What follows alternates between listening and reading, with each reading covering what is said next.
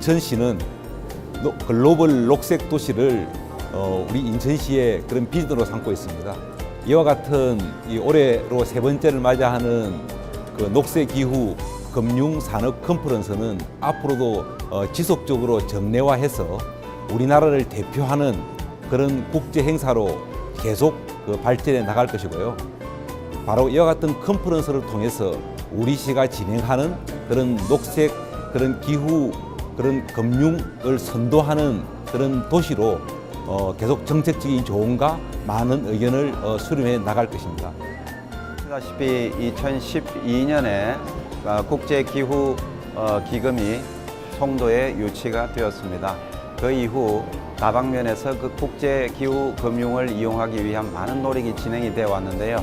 그 노력의 일환으로 올해 3년째 국제기후금융산업 컨퍼런스를 개최해서 각계의 전문가들이 모여서 어떻게 하면은 우리 기후금융을 이용한, 특히 GCF 금융을 이용한 국내 산업의 발전 방안을 모색을 할 수 있을까를 논의하는 전문가들의 모임의 장이라고 보실 수 있겠습니다.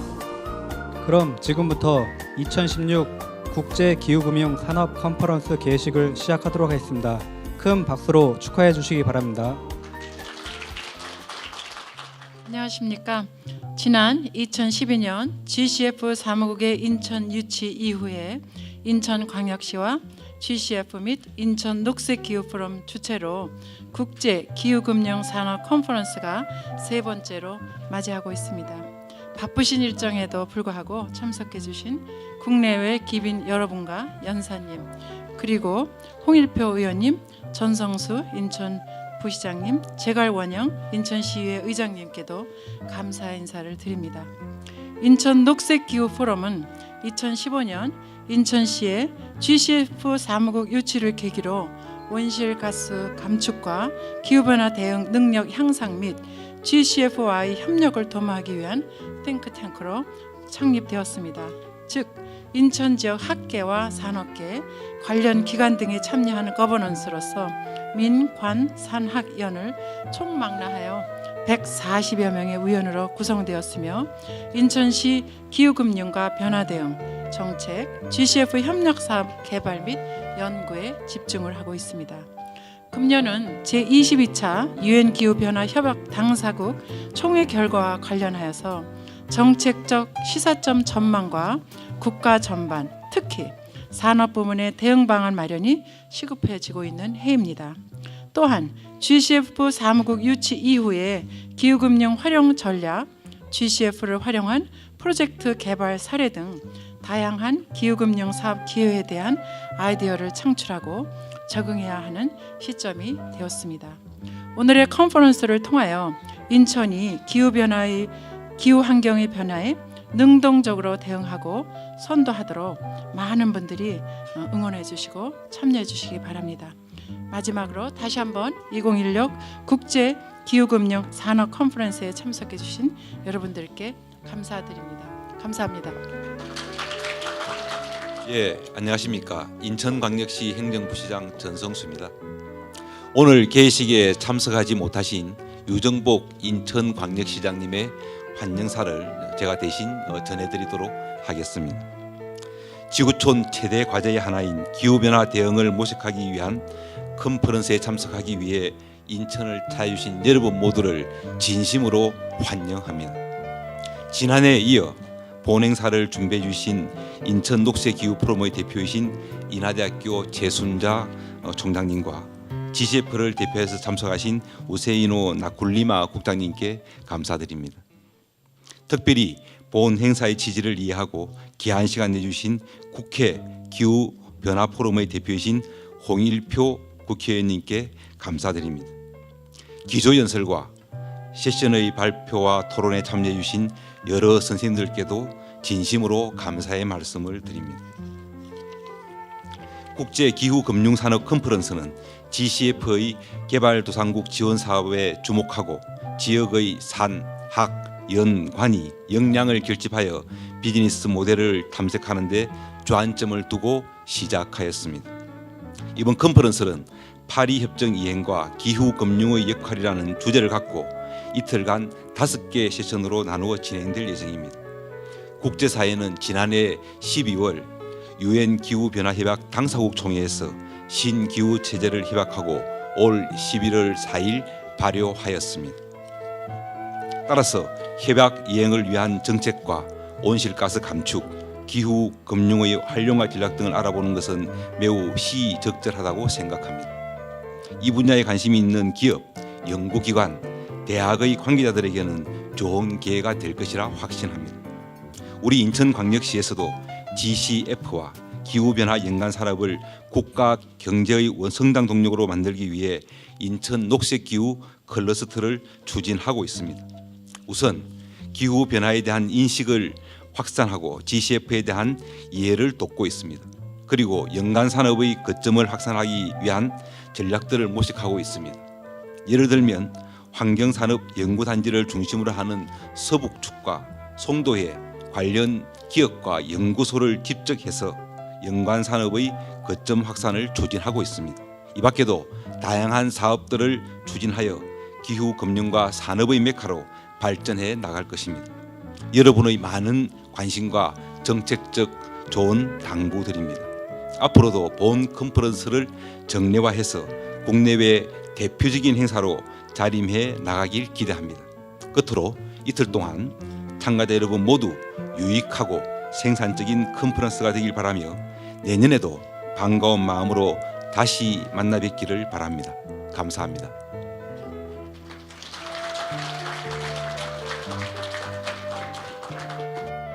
국회 파리 협정에 대한 국회 비준, 이거를 우리가 11월 4일 파리 협정 발효일 직전에 11월 3일자로 비준을 완료했는데, 이제 그런 사례를 들면서 앞으로 그 기후 변화를 향해서 우리가 저탄소 사회로 가는데 이 공공 영역과 민간 영역이 같이 힘을 합쳐서 나가야 된다, 이런 점을 얘기를 했습니다.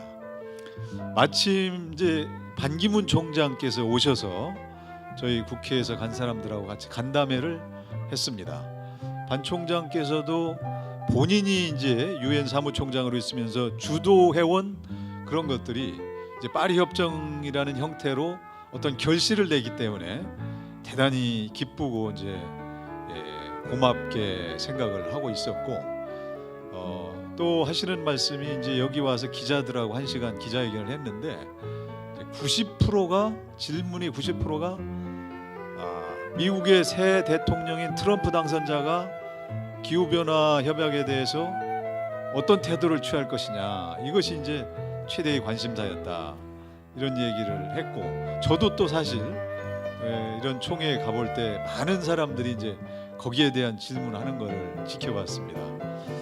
반 총장 말씀은 트럼프 당선자하고 통화를 했지만 뭐 확실한 확답은 못 받았지만 미국이 그렇게 쉽게 빠져나갈 수는 없게 되어 있다. 이 한번 사인한 나라들은 3년 동안 탈퇴가 금지되고, 탈퇴하기로 한 경우에도 1년간 이제 실행 기간이 필요하기 때문에 일단 트럼프 대통령 당선자 임기 동안에는 제도적으로 탈퇴할 수 없게 되어 있다, 이런 얘기를 하면서 본인이 임기 중에 임기를 마치기 전에 트럼프를 꼭 만나겠다, 이렇게 얘기를 하는 것을 들었습니다. 그런데 이제 그 이후로 며칠 전에 트럼프 당선자가 뉴욕타임스와 회견을 하면서 파리 협정에 대해서는 이제 오픈 마인드를 가지고 있다, 이렇게 얘기를 했습니다. TPP는 탈퇴한다는 걸 분명히 했지만 파리 협정에 대해서는 융통성을 가진 태도를 가지겠다는 것으로 봐서 앞으로 미국도 결국은 이 기후변화 협약에 적극적으로 참여하지 않을까, 그렇게 기대를 하고 있습니다. 우리 GCF를 유치한 우리 인천으로서는 이제 이런 미국이 참여 어느 정도, 이런 것들이 대단히 큰 관심사입니다. 이 펀드에 선진국들이 기금이 원활하게 이제 제공이 되어야 되는데, 그렇지 못할 경우 이제 여러 가지 지장이 있고, 앞으로 우리가 추진해야 될 여러 프로젝트들도 이런 재정의 뒷받침이 필요하기 때문에 우리가 앞으로도 선진 미국이나 이런 여러 나라들이 잘 참여할 수 있도록 외교적인 노력을 기울여야 되겠다 이렇게 생각을 합니다. 오늘 2016 국제 기후금융 산업 컨퍼런스가 개최되는 것을 진심으로 축하드리고요. 우리 인천을 방문해 주신 컨퍼런스 참가자 여러분을 300만 시민과 함께 환영합니다. 또한 이 자리를 빛내주시기 위해 먼 길을 와주신 국내외 기업인 여러분께 깊은 감사의 인사를 드리고 아울러 GCF와 기후 분야, 기후 변화 정책 분야의 국제 협력을 위해 뜻깊은 행사를 마련해 주신 최순자 인천 녹색 기후 포럼 대표님과 우세이너 나콜리마 이름이 좀 어렵긴 어렵네요. 네, GCF 국장님을 비롯한 관계자 여러분께도 감사드리고요. 그리고 바쁘신 중에도 오늘 컨퍼런스에 참석해 주신 국회 기후 포럼 대표이신 홍일표 국회의원님과 우리 전성수 행정부시장님께도 감사 말씀을 드리겠습니다. 녹색 성장과 기후 금융 산업은 우리가 미래에 어떤 모습으로 발전해 나갈 것인가에 대한 비전의 하나로서 매우 중요한 의미를 가지고 있다고 생각을 합니다. 오늘 컨퍼런스가 국가의 100년 대계를 고민하고 우리 미래에 대한 청사진을 제시하는 의미 있는 시간이 되기를 기대해 봅니다. 기후 변화로 대표되는 환경 문제, 만약 이것을 그대로 방치한다면 인류의 재앙으로 다가올 수 있다는 것을 여러 곳에서 경고하고 있으며 이미 이것은 선택이 아닌 생존의 문제라고 생각을 합니다. 앞으로도 우리 인류의 영원한 터전이며 하나뿐인 지구를 보호하는 데 책임과 의무를 다해야 하겠습니다. 이 자리에 계신 여러분들께서 기후 변화의 문제를 위기가 아닌 새로운 기회로 만들기 위하여 최선을 다해 주실 것을 당부 말씀드리겠습니다. 아무쪼록 이번 컨퍼런스를 통해서 GCF를 활용한 비즈니스 모델을 찾고 또 지역사회와도 공유하는 소중한 시간이 되기를 희망합니다. 우리 인천광역시 의회에서도 기후변화와 관련된 다양한 제도와 정책 개발들을 위해서 우리 시 집행부와 함께 최대한 협력하겠다는 그런 약속을 드리겠습니다. 오늘 뜻깊은 행사를 위해 노력해 주신 관계자 모든 여러분들께 다시 한번 감사의 말씀을 드리고 오늘 이 컨퍼런스가 우리 홍일표 교수님 말씀하셨듯이 뭔가 의미 있고 뜻깊은 그런 유익한 그런 컨퍼런스가 되시기를 희망합니다. 고맙습니다. 여기 보시지만은 이제는 non NX1과 NX1이라는 구분이 이제 거의 없어졌죠. 부속수일과 비부속수일 국가라는 게 거의 없었는데 신규 체제의 특징은 이러한 선진국과 개도국의 구분을 없애버렸다는 겁니다. 그런데 아직도 레가시들이 좀 남아있긴 한데 앞으로 협상이 진전되면 제가 생각할 때 이러한 협상의 주요 포인트 중에 하나가 뭐냐면 선진국과 개도국 간의 구분을 점점 시간이 갈수록 더 없앨 겁니다. 근데 기존에 있었던 거를 보시면 여기 보면 2100년도 보시면 그대로의 프로젝션을 보면은 개도국들의 온실가스 배출량이 엄청나게 많고 선진국들은 나름대로 국내든 지역적으로 EU에서는 지역적으로 하니까요. 그런 데서 얘네들은 거의 스테빌라이즈 돼 있거든요. 많은 기사들을 통해서 접하셨겠지만 올해는 그 지구 관측상 가장 뜨거운 해가 될 거라는 보도들이 많이 있었습니다. 이런 뉴스들은 그만큼 기후변화 대응의 위급성과 시급성을 알려주는 내용이었다고 할 수 있는데요. 이러한 그 상황 하에서 그 파리 협정 채택 이후 그리고 파리 협정 발효 이후에 최초의 그 기후변화 당사국 총회가 개최가 되었습니다. 마라케시 모로코에서 2주간 개최가 되었고요. 197개 당사국을 포함해서 25,000여 명 정도가 참석을 했습니다. 이 회의가 그 파리 협정 채택 이후에 그리고 그 unprecedented한 그 파리 국제 조약으로서 굉장히 빠른 속도의 파리 협정 비준 이후에 최초로 개최되었던 당사국 회의이니만큼 굉장히 이행을 강조하는 회의였는데요. 그래서 그 모토가 COP for Action이라고 해서 그 파리 협정의 이행에 관해서 초점을 두고 또 이게 모로코 아프리카에서 개최되었던 기후변화 당사국 총회였던 만큼 그리고 아프리카의 요구들을 많이 반영한 아프리카 컵으로 특징을 지을 수가 있을 것 같습니다. 저희는 그 기후변화, 그 클라이밋 체인지 미티게이션이나 아답테이션, 기후변화 온실가스 감축이랑 기후변화 적응 사업의 민간 부분을 최대한 끌어들이는 역할을 저희가 담당을 하고 있습니다. 그 이유는 월드 GDP, 세계 GDP 같은 걸 보시면 아시겠지만 거의 3분의 2가 퍼블릭 섹터가 아니라 프라이빗 섹터에서 발생을 합니다. 그래서 좀 세계 뭐 각국의 지도자들이나 모두가 다 인지를 하고 있듯이 기후 변화를 대응하기 위해서는 프라이빗 섹터의 참여가 없이는 거의 불가능하다는 것이 정설이기 때문에 저희 PSF도 그런 의미에서 탄생이 되었다고 보시면은 이해가 좀 빠르실 것 같습니다. 그리고 이제 저희 PSF가 그러면 어떤 역할들을 할 수 있느냐, 그거를 크게 이제 4가지 금융 상품별로 좀 나눠봤습니다. 그래서 첫 번째는 그랜트 보조금을 활용을 해서 그런 기후 변화 사업의 리스크를 평가한다든지 또 그런 도구들을 생성하는 목적을 또 가지고 있고요. 두 번째 여신과 관련해서 그 롱텀 뎃이라고 나와 있는 부분입니다. 여신과 관련해서는 좀 양어성을 저희의 양어성을 최대한 활용을 해서 사업성을 향상시키는 데 도움이 되고자 하고 있습니다. 싹뱅크, 라이트뱅크라는 그 슬로건 하에서 운영이 되었습니다. 왜냐하면 저희는 CSR 활동과 코퍼레이트 거버넌스를 굉장히 중시하기 때문입니다. 그리고 몽고에서는 유일하게 많은 이 국제 투자자들, 여기 나와 있는 IFC라든가 또 다른 또 일본 뭐 기업이라든가 또 캐나다 내셔널뱅크 등이 주주인 그런 기업입니다. 저희의 모토는 플래닛 피플 프라핏입니다. 보시다시피 우리는 또 우리 에코뱅킹은 이 플래닛 부분을 특히 강조를 하고 있습니다. 말씀드렸다시피 맨 처음부터 저희는 싹뱅크, 라이트뱅크라는 슬로건 하에서 오른쪽 아래 보시면 나와 있죠.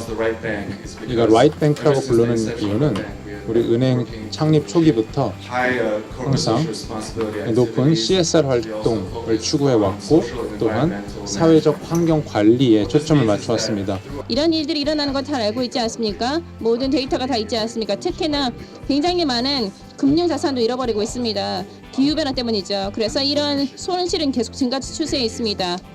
그렇기 때문에 기후변화 같은 경우에 특히나 추가적인 데이터를 통해서 보여주는 것처럼 세계적인 불평등을 만들어내고 있는데요. 그래서 지금 제가 드린 자료에도 잘 나와 있습니다. 저희 NGO가 굉장히 걱정하는 것은 바로 이런 것이 모든 나라에 영향을 미치고 있는데요. 가장 큰 도전 것은 바로 불평등입니다. 기존에 이제 교토 메커니즘을 대표하는 유형의 메커니즘이 청정개발 체제였습니다. 이 당시의 여건은 이제 명확하게 이분법적인 구조에서 출발을 하게 됩니다. 그러니까 국가가 감축 목표를 갖고 있는 국가와 감축 목표가 없는 국가 간의 시장 메커니즘 논의가 주였습니다. 그러나 이제 파리 협정의 기본적인 원칙이 모든 당사국이 국가의 목표를 자발적으로 제출을 하는 거기 때문에 이제 여건이 바뀌게 됩니다. 감축 목표가 있는 국가들끼리의 시장 메커니즘을 그럼 어떻게 만들 것이냐라고 하는 부분에 대한 논의로 기본적인 배경이 바뀌게 됩니다. 에너지관리공단을 통해서 감축을 많이 했던 부분들이 있는데 이것에 대한 인정을 모든 기업들이 들고 나왔던 부분들이고 그것이 어느 정도 객관적이고 타당하고 투명한 것들이고 인정이나 인증까지 할 수 있는 부분까지 된다 그러면 해줘야 되는 것이 저는 맞다고 생각합니다. 노력이 없기 때문에. 그렇기 때문에 기존에 있는 CDM을 완전히 다 없애고 새로운 판을 짜기에는 아마 참여했던 기업들에 대한 반발이나 이런 데도 좀 많지 않을까. 그래서 그거를 디스카운팅 CDM이든지 아니면 풀리 100% CDM인지 이런 쪽으로 가야지만 조금 되지 않을까. 또 그리고 그런 부분들이 근본적으로 여기서 얘기하는 일종의 환경적 건전성이나 지속 가능성이나 투명성에 있어서도 CDM에 대한 부분들이 여러 가지 좀 문제는 있지만 그런 부분들을 조금 그래도 충족시키면서 왔기 때문에 그런 부분들에 대한 부분들이 어느 정도 얼리 크레딧의 그런 개념들하고 비슷하게 가는 그런 전환 쪽으로 가지 않을까라는 생각이 좀 들기는 합니다. 이거는 이제 말레이시아 사바주에 가면 POIC라는 산업공단이 있습니다. 팜오일 산업공단인데 이 공단에서는 이제 여기 보시는 것처럼 팜 산업에서 나오는 부산물 그 중에서도 이제 EFB PK에서 MT 프로 펀치라고 하는 저희 EFB 그다음에 팜 커넬 쉘이라고 하는 저 껍데기를 써서 스팀을 만들고 전기와 스팀을 만들고 탄소 배출권을 확보한 사업이었습니다. 그래서 실제로 한 200억 정도를 넣고 운영을 하다가 결국에는 저 나라에서 FIT를 받지 못하고 금융이 좌초됐습니다. 그래서 한국 투자자들이 한 200억을 날렸고요. 그래서 이게 쉽지 않구나. 컨트리 리스크라는 게 분명히 존재한다. 이런 걸 느끼게 됐습니다. 한국에서 사업을 개발할 때 사실 크게 중요하게 생각하지 않지만 GCF와 같은 국제 기금을 활용할 때 반드시 저희가 고려를 해야 하는 사항이 무엇인가 고민을 해봤더니 이게 환경사회적인 영향에 대한 고려이지 않나라는 생각을 하게 됐습니다. 그래서 저희 한국에서 보통 사업 개발하실 때는 크게 중요시 생각하지 않으시는 부분인데 GCF나 다른 MDB 기금 활용하시려면은 꽤 뎁스 있는 보고서도 작성하셔야 되고 프로포절도 좀 상세하게 작성을 하셔야 되는 부분이기 때문에 오늘 그 부분에 대해서 좀 발표를 드리려고 합니다. 보시는 바와 같이 이제 GCF가 레디네스 프로그램에 지원하는 금액은 전체 레디네스의 2,900만 불. 이 2,900만 불은 그 각 국가별로 100만 불이라는 캡이 있습니다. 그리고 이제 앞으로 말씀드린 사업준비금융 PPF라는 거에 4천만 불. 그리고 말씀드렸던 이제 국가 적응 계획 내셔널 어댑테이스 플래닝에 그 300만 불 퍼 컨트리라는 한도를 두고 재원이 배정되었습니다.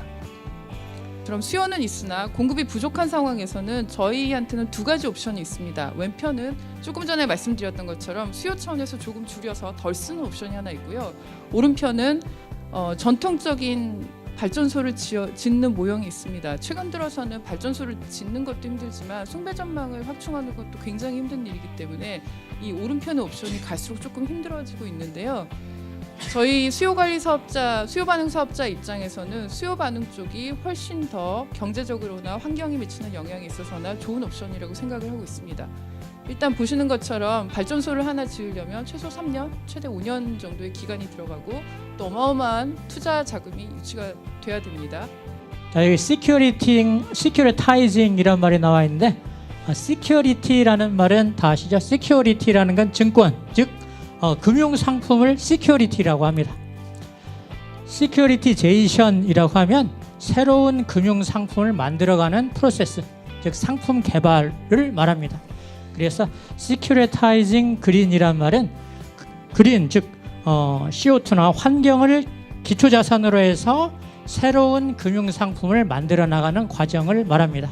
그래서 이 탄소 배출권을 기초자산으로 해서 그린 반드, 즉 탄소 채권을 만들었을 때 그건 이제 파생 상품이 되겠죠. 왜냐하면 기초자산 언더라잉 세큐리티가 탄소 배출 양이 되겠습니다.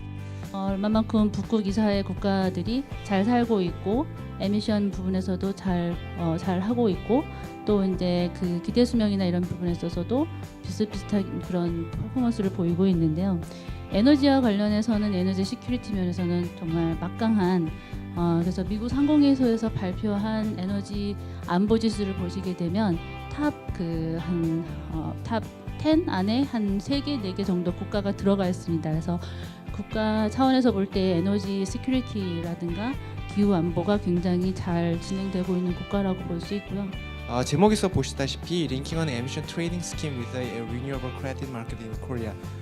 그래서 우리나라도 지금 앞서서 배출권 거래제 시장이 있었었는데 그 배출권 거래제 시장 외에도 RPS라고 해서 그 신재생 에너지 이제 발생 실적을 거래하는 그런 제도가 있습니다.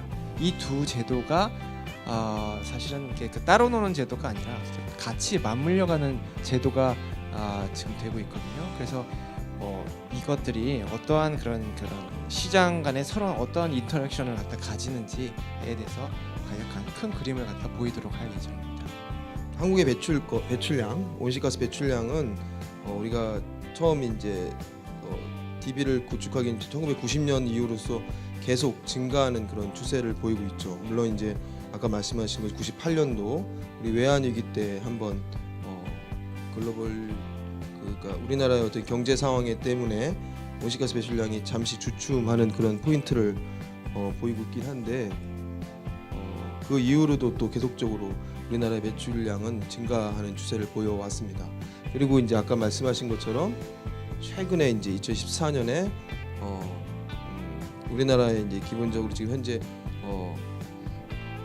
경기 둔화의 어떤 이 영향으로 인해 가지고 온실가스 배출량이 줄어드는 현상을 볼 수도 있고.